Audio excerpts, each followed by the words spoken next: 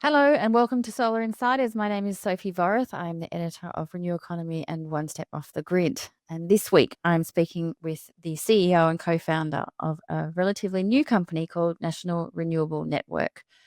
NRN is rolling out a very interesting virtual power plant. And it's been in the news over the last couple of weeks, both for raising a huge amount of money in a Series A funding round and for partnering up with Alinta Energy on the rollout of this VPP. So let's hear from Alan Hunter about the NRN VPP. Alan Hunter, welcome to Solar Insiders. Thank you for having me. Now, you have officially had what we like to call in the business a big couple of weeks. We have. Let's start with you. The most recent news, which is raising a little more than 67 million in a Series A fundraising round, which is really, really impressive. And must be a huge relief and a huge vote of confidence in your business.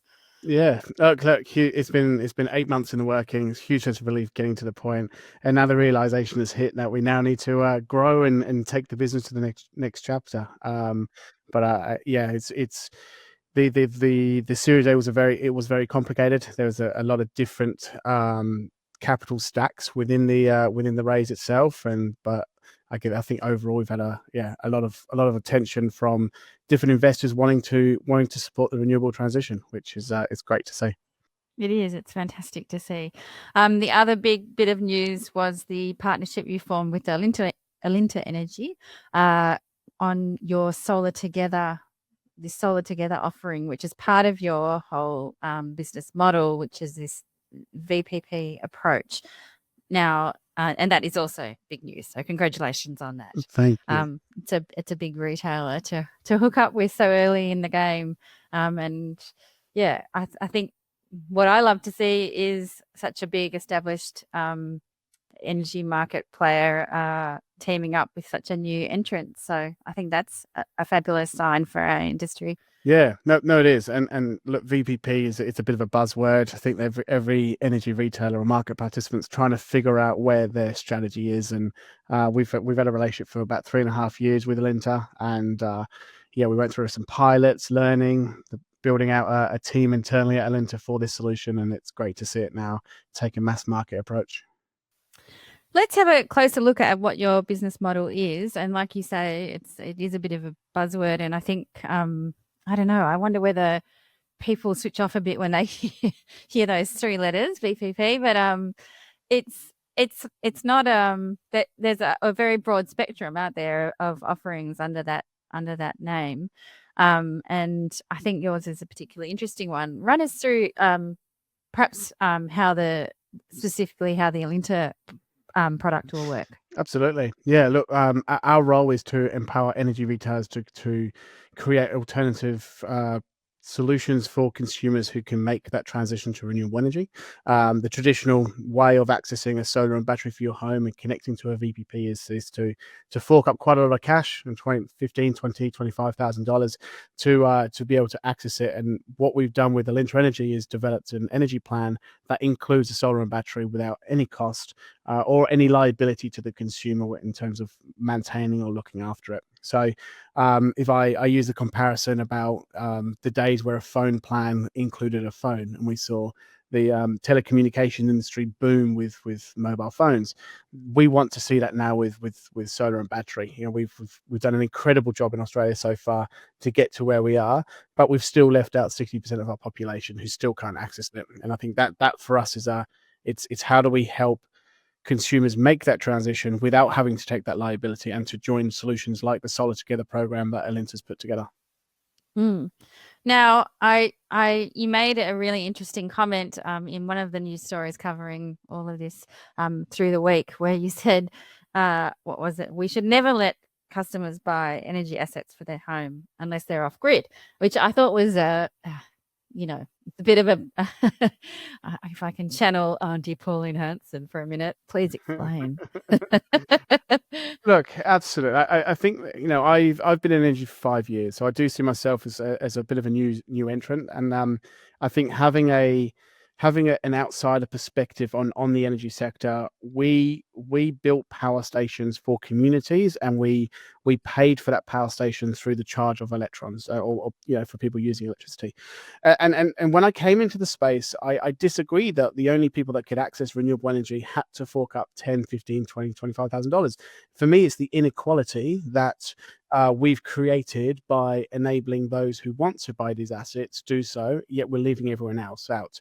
So there's this, I guess that's a social responsibility now, is to, and also that's the environment that we've created in Australia. So that's step one for me, is by enabling these assets to be purchased and owned and operated by a consumer, we are leaving out a majority of the population who can't afford it. So I guess issue number one, how do we address that? The other component here is we're now at a crossroad where we've got about 26 gigawatts of unmanaged generation feeding into our grid. So it's about 15% of our energy mix is not managed. It's just freely going into our market, and has been the biggest causation of the duck curve. And for those, we can go into all the detail in the energy market itself, but the duck curve, in a way, has increased the cost of risk in energy. And because there's so many assets that are not being managed in the market, the need for a virtual power plant, or the need to manage these assets, has never been more important than it is today. And it's only going to get worse and worse and worse. So my statement of kind of concluding, the statement of saying, by letting consumers buy these assets, we've created two issues. We've created an inequality issue of those who can own and those who can't, because of affordability. And we've also created an issue of 4 million energy participants within our energy market, and no one's managing the energy flow, which has ripple effects for those who don't have assets on their roof. So I think overall, we have a responsibility to make sure that every person goes home, turn their lights on at the cheapest cost possible, and that's the promise that we deliver. So our business model was set up to reduce the cost of power for consumers, and I know I go to bed every night knowing that every customer that has one of our systems on their roof is better off financially by doing that than they would have been not having a system on their home. Yeah. And look, I totally see your point. It just, it's sort of, and this is where the energy industry is so interesting at the moment. It kind of flies against all of that, I guess, the theme that we've had in Australia for quite some years with renewable energy, with solar and energy storage. It's really been about, the individual taking the power back, and buying your assets and being independent from the grid as much as possible, and sort of a bit of a stick it to the man attitude. So to hear you say that we shouldn't own assets, it's really interesting. And it's funny because in a way, we're at this point in our energy transition where things do need to evolve differently, and we're seeing feed-in tariffs evaporate, and we're seeing, sort of, as you say, probably more and more inequality between people who can't get into the market and those who can. So it's a really interesting product, and I think did it concern you that the battery rebate kind of launched just as you guys are sort of taking off? Is that a bit of a? It wasn't a concern. It's incredible. It's what we wished for that, and we wished for the whole journey. There was, when something like that so dramatically happens when you're finishing a capital raise, it's a little bit like, oh my word, the timing. And we were probably 3 weeks away from closing it, and we actually had to take it back to the drawing board because our whole business model changed. And what the battery rebate has done for us is it's enabled us to double the battery capacity for an energy retailer at no extra cost for the retailer. And we're actually now paying a customer $1,500 in cash up front when they get a system to help them with their energy bill costs, because we do have this surplus of capital that's there in place. So we've used the money from this battery rebate to incentivize the energy retailers to having more capacity, and also help with the cost of living for the consumers as well. So it's actually created a bit of a win-win scenario, and it's there to drive the adoption of batteries. Every system we have, we install batteries. It's what we do. But being able to oversize the battery now is it's certainly helps the virtual power plant and the energy retailers in their VPP strategy. Yeah. Now, talk us through what happens if somebody comes to you, just say, it's me, for example, and I've got no you have to have no assets to start with. Is that correct? Yeah, at the moment there is a strong business case we're standing up at the moment around a battery retrofit solution, because the need for managed generation is so important for the energy sector. So I guess the challenge we will face and we'll go through is the conflict of interest. Who owns what asset to the other, and how do you compensate accordingly? But in today's world, yes, it's all greenfield sites. It's the 60% of the population that we wanted to speak to. Yeah. And so they come to you and they say, I want to join the VPP. What's the next step? You send people out to the house? Yeah, good question. So we see ourselves more of a B2B business. We work with solar retailer partners who become a partner of our business. We work very closely with the solar industry and the energy sector in particular, and we believe that they are the business with they're the trusted agents. They're the trusted small business. They're on site to help that customer through their journey, and for us, we want to help that industry. It's a competitive landscape, 4,000 odd solar companies, all trying to sell the same product. It's the race to the bottom. We're all seeing this news coming out, and we've created an opportunity for solar companies to come into a blue ocean versus the red ocean of trying to compete against the same solution. So, if the customer journey was to start with us, and that what we do, we get leads coming through to our website. We actually allocate that to one of our partners, and our partners will then go through the proposition and, you can buy it. This is what it costs. You can finance it. These are your options. Or you can opt for an energy plan, and this is how it works. And it's obviously been very successful. We had a huge amount of growth last year, and hence the large need for the capital raise we just did.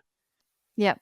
And with the size and the products, is it always the same products? And is it do you tend to try and aim for an average size, Yeah. or So talk about the quality of hardware. It's so important. We own and operate these assets. We are under quite I guess strict performance guarantees, if you like, to our energy retailers to make sure they're working. So we have to also go through quite a selection process to what panels we're using, inverters and batteries that are installed on site.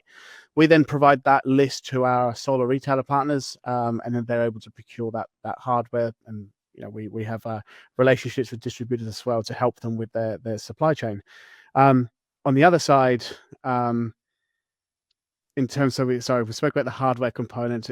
There was one other point. the sizing and the Apologies. capacity? Thank you. That's okay. Yes, there are. So we actually have 5 different sizing, and we size a system based on the consumer usage profile to accommodate the energy retailer. So we're not oversizing a solar system. Someone using 10 kilowatt hours a day and putting a 20 kilowatt solar system, it doesn't help the market. It doesn't help anyone. So we will size it accordingly, but we kind of have a small to an extra large, let's just say, kind of like outfit that helps. It helps the consumer have more on-site generation, but also it's balancing the generation storage for the retailer. Yeah. And I noticed in another of the reports you mentioned that you're working with a lot of other retailers as well. I suppose a range of them. What has been the feedback from them? I mean, are they saying to you there's this demand out there that we know this kind of product will meet? Well, I think in Australia, we've created a privatized energy market, right? There are four main stakeholders through the supply chain to deliver power to the consumer. Now, if I think about the energy retailer, they have a eroding business, to be frank. If our 10 million homes in Australia all owned and their solar system and battery system, there's no need for an energy retailer. They become an insurance product at the end of the day. And I guess the challenge to that too is what is the role that a retailer should be playing? In my eyes, the retailer should be managing energy risk and managing consumer credit risk, and that's I guess their role that they facilitate in the market. So, talking about this solution to the energy retailers, they want to support the adoption of solar and battery in homes, but want to do it in a way that they're of course they're a private business. They need to be profitable. Although if they're not profitable, they can't serve their customers. So this solution has been very evident to them that it does work financially. It helps their in the long term. It will help their hedge position. It will de-risk their position over time, which mean they could provide cheaper energy rates across their book if they manage their VPP accordingly. We're seeing a lot of the big retailers launch with their virtual power plants into market, and I've been kind of saying this for the last maybe 3 or 4 years.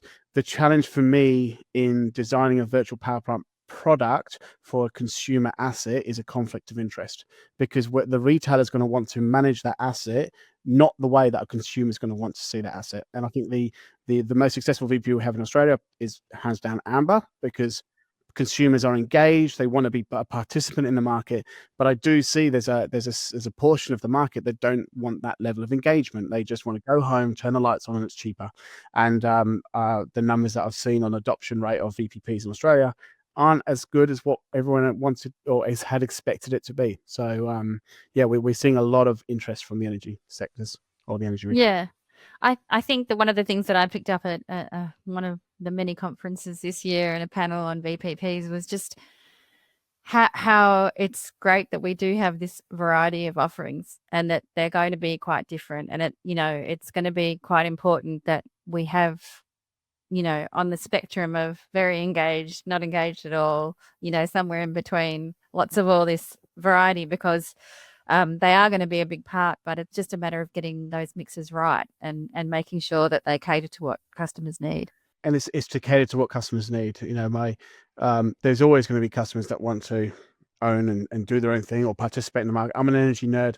I love that. Yeah. I'd love to understand when I'm participating involved, but there's a lot of customers that don't want to do that. And I think that for us is the market that we want to support.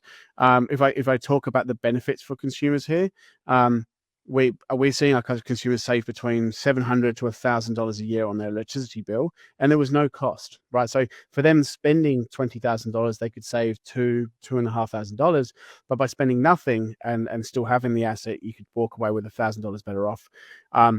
It's hands down showing that there is a benefit for a consumer by participating in the transition, but without taking all the decisions of what asset should I buy, or who should I install my system, or what VPP should I participate in. We're eliminating that risk or decision making for the consumer, which can be really paralyzing. And I've mentioned this before, but my brother is currently trying to electrify a bit more, and he hasn't got solar. And even I think it's sometimes with the added knowledge, I haven't been very much help to him, because I keep going, well, then there's this and there's that. And it's like he actually needs somebody to come in and just take it all and do it. And he doesn't want to think about it. And it's funny because we haven't worked well together on that at all. So yeah, I think these kind of products will definitely play a role. What's your penetration into the market now? Like, how many households have you got in your VPP? Yeah, look, we're leaning towards the 1,000 mark over the next few months, which would give us around 15 megawatt of battery capacity in the market. So we're still early, but there's a very clear pathway by the end of this financial year. We want to see 3,000 assets installed. That's why we got the capital together, and then beyond that, this capital that we've just unlocked will enable us to expand that to 30,000. So we've done a lot of hard work in getting the right foundations for scale. And truly, like I've been working in the investment space for the last 8 months. The interest of capital in renewable energy infrastructure is there. We're at the perfect time at that crossroad, and I think the opportunity for small scale renewables is it's amazing. The opportunity, because there's such a big backlog on utility scale and large scale batteries, and like the time it takes to deploy capital. The fact that small scale can deploy capital tomorrow is quite compelling. It's been a very compelling and attractive proposition for investors. And aside from the money part of the equation, is the supply chain all good to go? I mean, how are we going with batteries and everything? Yeah, good. Is that all there? Look, I think the benefit we have is we've raised money to then support our solar retailers with selling, installing, and maintaining these assets, and we've been able to purchase quite a lot of batteries in advance ahead of this blockage or that we have in the supply chain. But it's incredible to see the adoption of batteries in the last month, and I don't think it'll slow down. I think it's going to It's only going to get better over time, and it's really needed. But what I'm worried about is that the requirement of managing these assets in accordance to the market is going to be important. And I know there was a draft of the NEM review recently, and it's, a part in there talks about how consumers can start to participate within the market in their review. So it'd be interesting how all this comes together, because we built energy as a for many, for power station fed many, and now if everyone goes isolated, we don't have a market. We don't have a network. Like what does that future look like? So yeah, let's see. It is absolutely fascinating time to be in the industry, and never a dull moment. So let's talk about when somebody's got your system and they're a part of your VPP. What happens if they, then decide to buy an EV, or suddenly to electrify all their appliances at once or something? Is that a problem, or is No, it just seamlessly? that's our journey. Like our journey is like the first step a consumer can take to electrify their home if they can. Let's generate renewable and let's store it. Next phase is let's start to then add on the other assets. Let's review your hot water system. Let's talk about an EV charger and an electric car. Let's if you've got a pool pump, that's another asset that can be controlled within the market. And I think that's a role that we do play. Like we do have, we are connected within the household. We have 2 4G modems that sits there on the wall to make sure we're always connected. We have 100% connectivity to all of our assets, which a lot of VPPs find it challenging because of the Wi-Fi connectivity. So I do see NRN as the infrastructure that sits within a household, and we have the 2 parties, which is the energy retailer to design the right solution and product for the consumer, and it's the solar retailer that has that face-to-face relationship, is going to help grow their business, because they're not just installing a solar battery, they'll be helping to install the rest of the electrification journey. So there's a big role, I think, that we play between the 2. Absolutely. And I think it's again, a really, really important role. That communication and the changing needs going to be huge. Yeah, and look, within that too, I'll make the comment. It's we decided not to be an energy retailer. We nearly went down that path of doing so, and we decided not to be a solar retailer. And the reason we chose not to is there's a scale component, and it's also working with the 2 industries. But also we have full visibility in how the retailer is managing the asset. What in a way, what are they earning? Are they earning sufficient? Are they earning too much? And then what are the customers saving? Are they saving too much? So are they not earning anything or saving anything at all? So we've become this, in a way, body that sits between the 2 stakeholders to make sure there is equality and fairness. And that's one of our promises to all of our stakeholders, is we have to balance returns for investment for investors. We have to balance how much profits the solar retailer is gaining from selling and installing and maintaining this asset, how much savings the customer is getting, and of course how much profit the retailer is getting. And we have visibility across the whole board, and we've got to make sure that's a balancing act as well, and that's part of our job. I like it. One of the things I was also wondering, which could be completely wrong, but I was thinking that this product could be great for landlords who have rental properties and who, haven't sort of maybe found the spare capital to put solar on their roof and get a battery. Yeah. Can that work? Yeah, it can. We've probably got a few $1 million worth of assets on homes that are with tenant landlord relationships. It works, and there is, there's a process that we need to get through, and that is building more energy plans. And one thing we don't want to go down is that a tenant feels obliged they must use one energy retailer. We've seen that horror happen in different sectors within the energy market. We want to make sure a tenant has a platform or choice of different retailers they can use before we really drive that forward. But it's such an opportunity. If a landlord doesn't have to fork out any capital for it, and right now we're paying $1,500 for someone to have a system on their home because the battery rebate was there. It's another incentive for landlords to jump aboard and support their tenants. But it's a 3 million home market that needs to be tapped in Australia. Absolutely. It's one of those frontiers that we really haven't cracked. And, short of making it, a stick approach where they have to, things like this are going to be super important. And plus it would presumably make their asset more attractive and Absolutely, more and it's not just valuable. their asset. We're also starting to see mortgage rates, interest rates be cheaper through certain banks if you have a more renewable friendly home. They've got their targets for their books to reduce their emissions. Same with insurance companies, you get cheaper insurance by having it. So really, if a landlord could package this together, they could actually walk away with quite a benefit without any outlay or responsibility to manage the asset. Meanwhile, having a tenant and saving money in their bill, it's a bit of a win-win-win. But again, you are liaising with three stakeholders, and that's comes with a bit of That was complexity. the one part where I thought, oh, could that work? But if you say that there's going to be choice with retailers, it sounds really promising. So all you landlords out there, get amongst it. And the final thing I was going to mention is that if people are in this VPP, they can decide to then buy their asset halfway through. Is that correct? Yeah, anytime, and it's one of those. So with the way that we look at it, an asset has a life. We view our assets to have a 12-year life. Every asset will maintain a warranty period, the inverter, the battery, and the solar for that period of time. So every month that asset, the system will just get cheaper if you wanted to buy it out.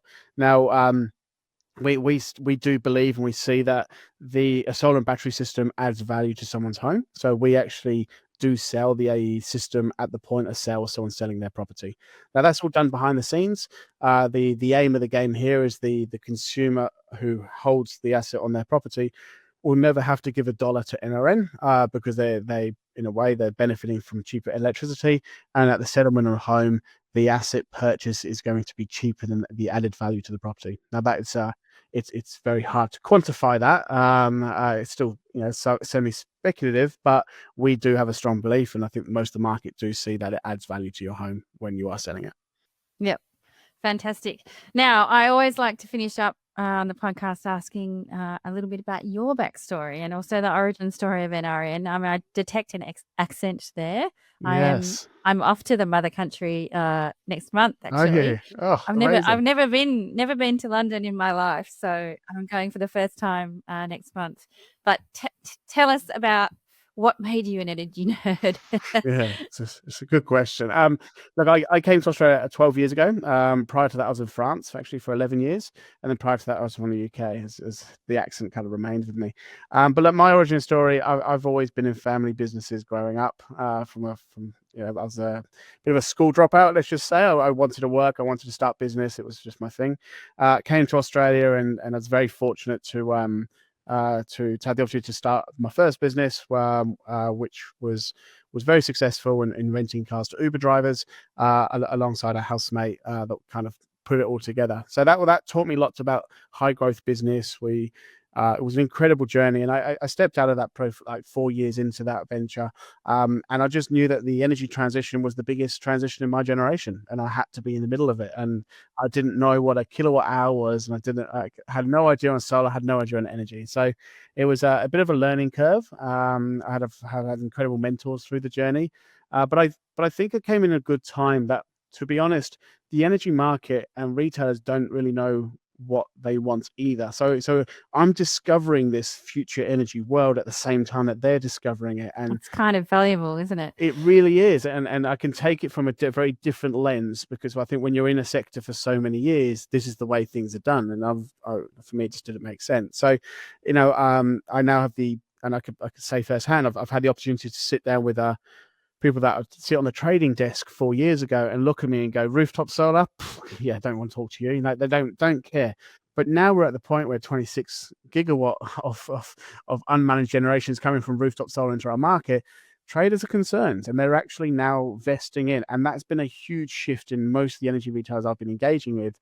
It's come from the trading team. And now they want to see, what are we doing with these assets? How are we managing it? Because the cost of risk in energy is just increasing. And being in the sector for 5 years, I've seen that just increase and increase and increase. It's one of the biggest reasons our bills have gone up so high in Australia. We are the highest paying energy, or highest paid cost of energy globally, and it's the cost of risk that has got us to that position.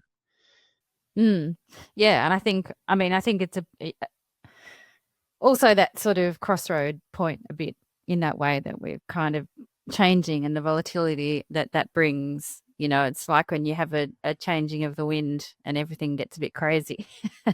But yes, I, I think it's a fascinating time, and this is a fascinating product, and we'll have to keep our eye on you and see how you go. And you must keep us posted on any Yeah, news. no, we will. There's a lot happening. We've got a lot happening over the next 12 months in particular. Like for us, we've got a 2 or 3 year run here in Australia to really stand it up and support Australian homes. And then we've got our eyes closely in a few other countries globally who are just about to enter the same problems that we're entering now in Australia. They're just a little bit behind on the transition. And I really believe a product like this can support a lot of other countries in their journey. So it's going to take decades to get to the point that we want to get to, and I really believe in it. But it's going to be hard, and it is models like this. It's investors that want to support it. It's energy retailers that are thinking outside the box to make sure that this can come together. But I'm starting to see that change at the moment. Excellent. And you were an alumnus of Energy Lab. I know that as well. It was incredible. Like um, never done an accelerated program as a founder before, and I can highly recommend it to any founder in the energy sector to go through that experience. Well, it was quite a proud moment for myself 3 weeks ago. I did that 3 years with Energy Labs, and now I'm on the other side of the table, and I had about 12 students explaining about capital raising and the journey that you kind of take while building up the business. So it's great. It's a great community. The energy startup sector within Australia is one that globally is recognized and people look at it, and so we should be like there's a lot of great innovators out here, and we're faced with challenges that builds great businesses. It does. At the bleeding edge, as they like to say. That's it. Alrighty. Well, thank you so much for joining us, Alan, and all the best with everything in the future. Thank you so much. Appreciate it. That was Alan Hunter from the National Renewable Network. And joining me now is Renew Economy. It's a hard name to remember, isn't it? A name to say, apparently.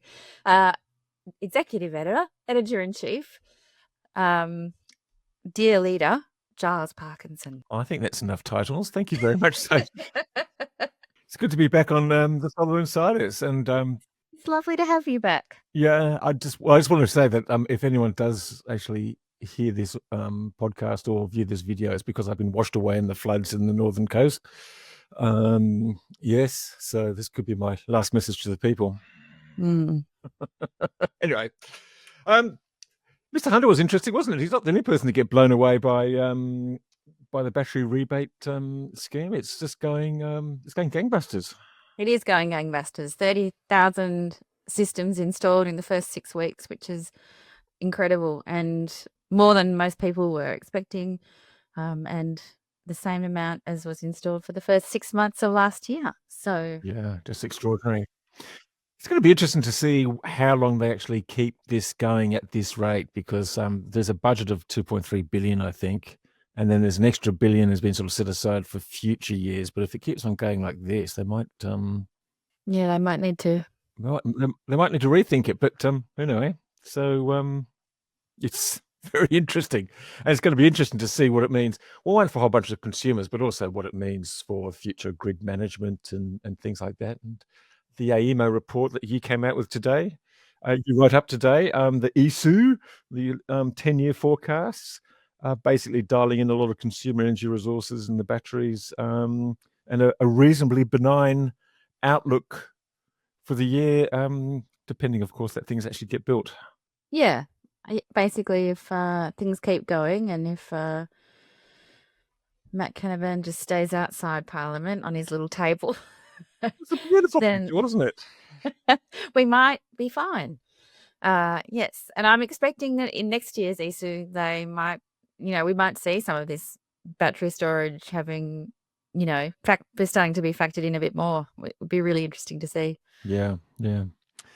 I was particularly taken to by the recycling initiative that was agreed to by the energy ministers last week. I was actually astonished to hear. I mean, you brought some really interesting insights into how this sort of recycling initiative and this mandatory sort of stewardship scheme came to pass, and be interested in finding out about that. But I'm absolutely staggered by the number of panels that they say get taken off the roof each year. 4 million, they said, and I said, what? Can't be that much. But if it is that much, that means a gigawatt of solar is going off the roof, and about the same number of panels are going back on, which are more powerful now, probably twice as powerful as they were, the ones that put on, say, 5 years ago. But it does seem, it just seems extraordinary. But apparently, people are upgrading their solar systems, partly because of the battery rebates, so that off it goes and back on the new one goes. I don't know whether there's a touch of laziness there. I don't know about laziness. I think it's too hardness.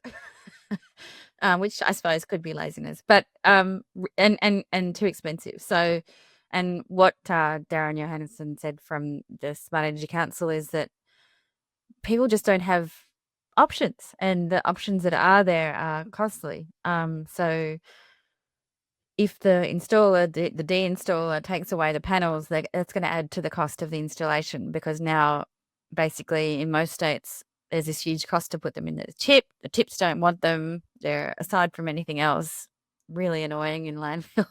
Well, it's a stupid idea, really. But yeah. We should be recycling so many things, but this especially. Yeah. Well, we should have trouble recycling paper and cardboard boxes. So yeah. Plastics. But I was really interested in what you wrote the other day about how New South Wales has kind of sort of taken hold of this and got a bit pissed off with the whole situation and going, well, stuff it. We're going to do it. So tell us more what happened. Well, I mean, this is sort of what I've heard, but I think it's really interesting because it has been the purview of the Department of Environment. So I think if you will recall when Susan Lee was Environment Minister ages ago, and she made stumpy noises about it out of nowhere, and it kind of was like the industry was like, well, yeah. What sort of noises did you just say? Stumpy. Which, again, fair, because we do need to make stumpy noises about this. But yes, so I think what I love about Penny, and she said that at the ACES conference, is that she is like a lot of the ministers, energy ministers, a minister of climate, minister for energy, but then there's a separate Department of Environment minister, and the same thing federally. But she's environment as well, and she's sort of saying, well, come on, let's bring this into the energy department and put it on this agenda, and which I think is a fantastic move. And it kind of means that people can't just go, shove it to each other and go, no, it's yours. No, it's yours. And when you think of it, and this is what the Smart Energy Council is really trying to get across, yes, it's sort of a big problem that needs solving, but it's also a massive resource opportunity, a massive, to get the resources back out of these panels is huge. And, you don't need to get anything out of the ground. It's not an easy process. There are ways to do it. And we need to sort of focus on that and start doing that, because there's a huge resource there. And Australia, it's one of those things that we could be leading on. Yeah, absolutely. And we should be leading on, seeing with yeah. And particularly now, seeing we're all going to be swapping out these panels, which I'm still quite staggered about and wondering why we're doing that, because a lot of these solar panels are perfectly capable of lasting 15 or 20 years. But I guess some people have small roofs and just simply want more solar. I mean, I think it's a bit of a reflection of how quickly everything's moved. People who adopted early probably got smaller systems, and now we're electrifying, we're adding maybe an EV, we're adding a battery. So the message from the industry has been go big, cover your whole roof with solar. So I guess that's part of it, and because they're so cheap. And with all of those panels that were coming off the roof, a huge percentage were being shipped overseas, but economics means that's now changing. So we have to do something about them here. Well, that's partially due to the falling cost of solar, because it's so cheap now. So people go, well, get a new panel. Part of that. Yes. Can we have a circular economy? Can we make it a virtuous circle rather than a vicious one? Well, we haven't yet, have we? So we're still working on it. an enormous amount of work has been done, and that's the other part of the message is they're really hopeful that we continue to approach this in a bit of a pilot way and get it underway and take all of the learnings that have been done in Queensland, because there's a lot to it. So, yes, just eyes and ears open. Please. Listening. It's like the prep teacher. Snap to it, guys. Gosh, and all that, so I'm not too sure what else happened in the last week. Well, I have my little list here.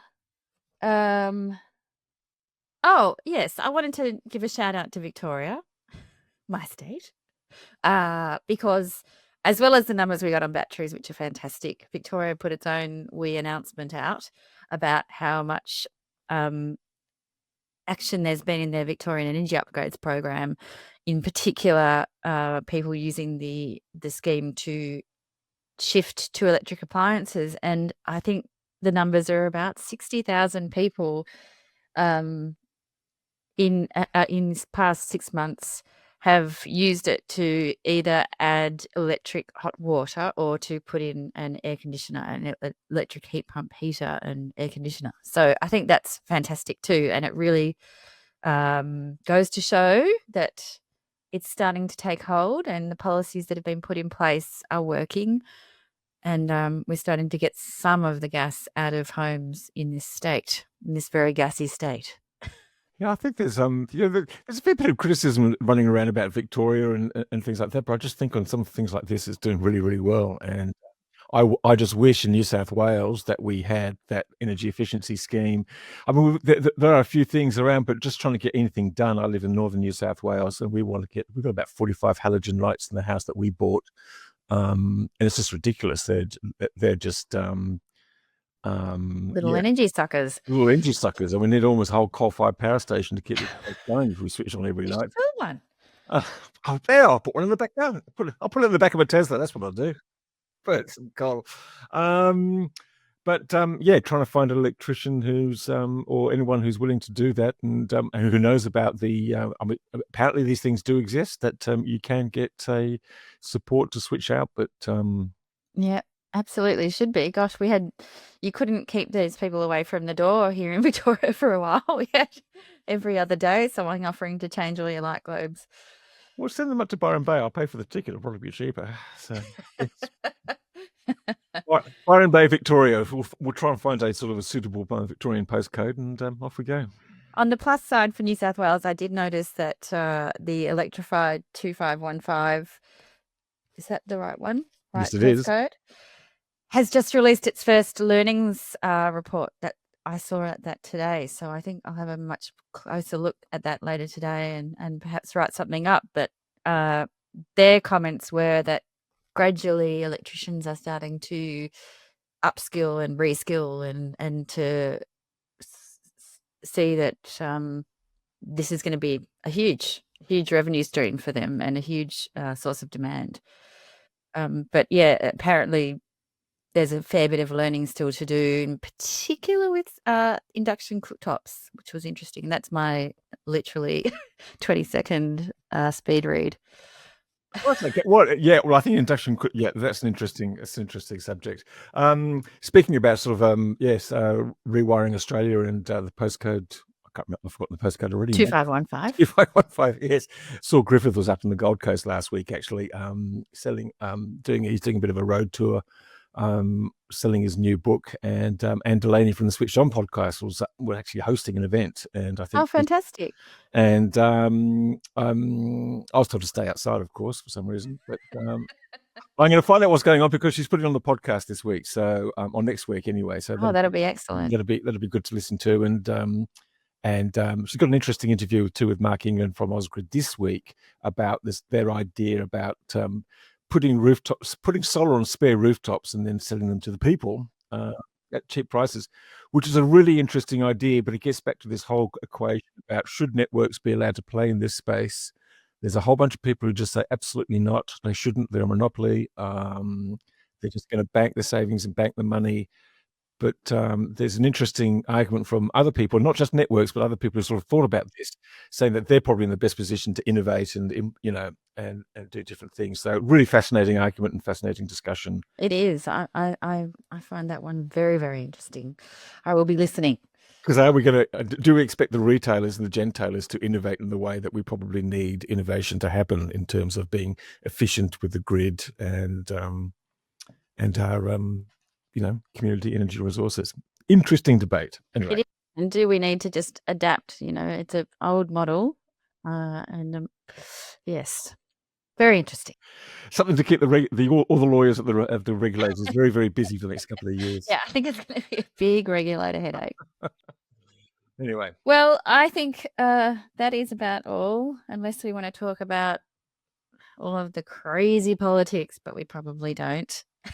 I think there's enough of that around at the moment. Yes, do check out Renew Economy. I've had a hit out. I had a hit out. I had enough. Look, one of the terrible things about taking a taxi or a Uber is sometimes you get exposed to things like 2GB, the radio station. Someone did that yesterday. Just sort of said through a report about, oh my God. Anyway, so we've had a go at that, and Gina's running around doing her Bush Summit, Gina Reinhardt, and with a rather bizarre dystopian sort of look at what she thinks net zero looks like.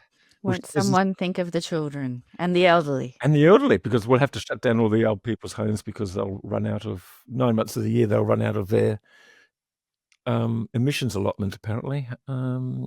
Anyway, it's a scary vision of a scary vision. I like it. I'll also be reading that. Well, thanks for having me back on, Sophie. Enjoying your work, and I think we're dragging Rachel back from Europe, aren't we, pretty soon? So yes, she should be on the next edition. Back with maybe she'll have an English accent. Who knows? Or Italian. Italian, yes. She might have a tan. Okay.